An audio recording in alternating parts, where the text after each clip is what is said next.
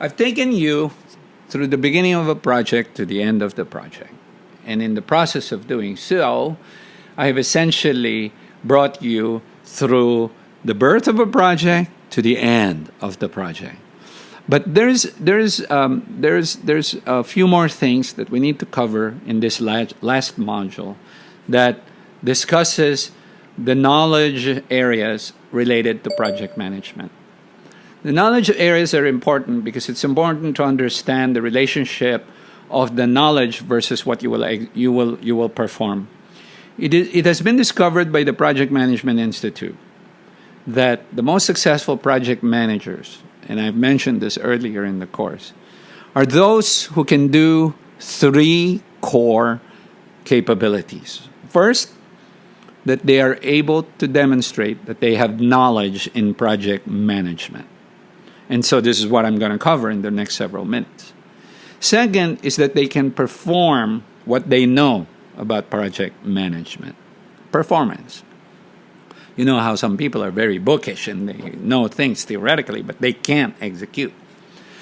The third is the personal skill sets and subject matter expertise of the individual.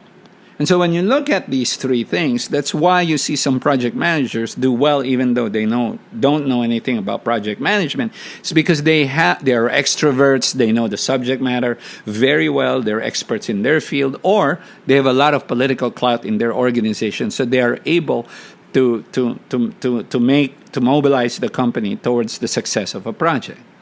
There is also those people who can perform projects with the knowledge of the project management knowledge areas, execute what they did. And these are the guys who went through certification and has dedicated a part of their career in building a skill set in project management, and certainly an option for you guys to take a look at in the years ahead as you build your career, coming from an accidental project management to a full-blown certified best project manager, ever.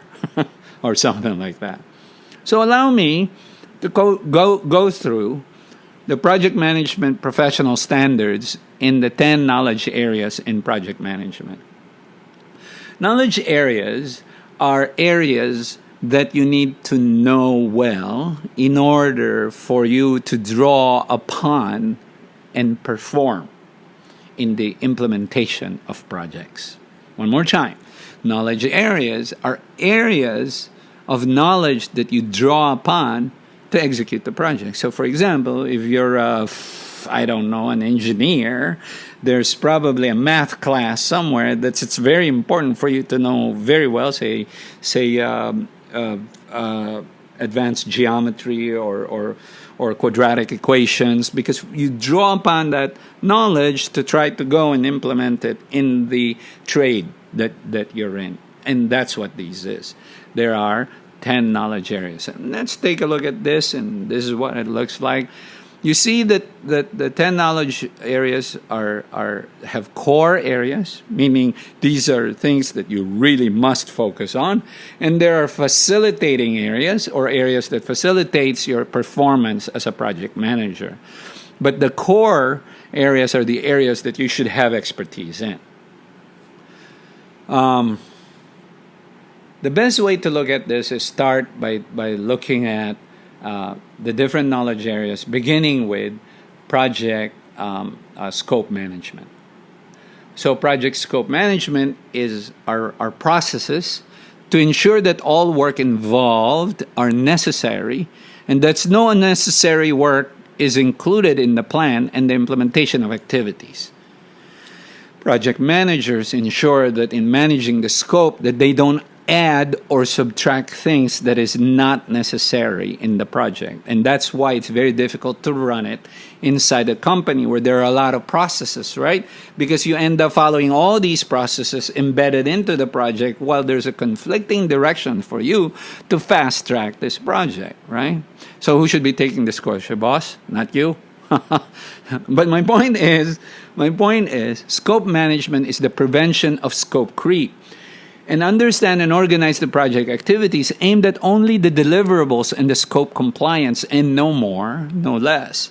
Scope creep is not some guy over there who keeps on asking you additional things to do in your project. That's scope creep.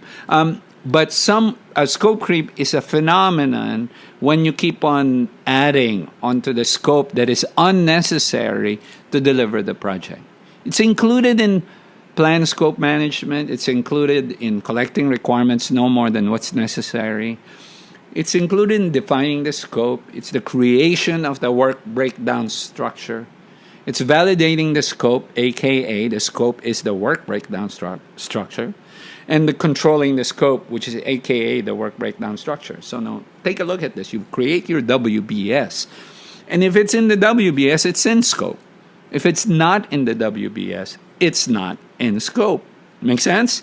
And that's why the WBS is one of the most important planning tools in project management. And in fact, when you look at your enterprise resource platforms, your ERPs, whether you have SAP or NetSuite, WBS our elements are all part of the procurement process because that's how you pay, right? It's integrated in there.